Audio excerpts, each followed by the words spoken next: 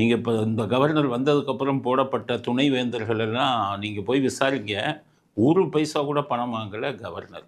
ஆனால் இதே இதை ஸ்டாலின் போட்டிருந்தா அவ்வளவுக்கும் கோடிக்கணக்கான பணத்தை வாங்கிக்கிட்டு கட்சிக்காரங்களை தான் போட்டிருப்பார் துணைவேந்தரா.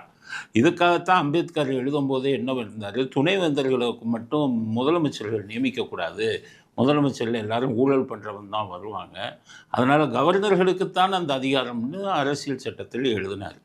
இவங்க இந்த அரசியல்வாதிகள், மூன்றாம் தர அரசியல்வாதிகள் வந்த உடனே அந்த சட்டத்தை மாற்றி நம்ம கையில் அதிகாரத்தை எடுத்து பல்கலைக்கழகத்தில் குட்டிச்சவராக ஆக்கிடுவோம், கல்வியை குட்டிச்சவராக ஆக்கிடுவோம்னு சொல்லி தான் சட்டத்தை திருத்தினாங்க.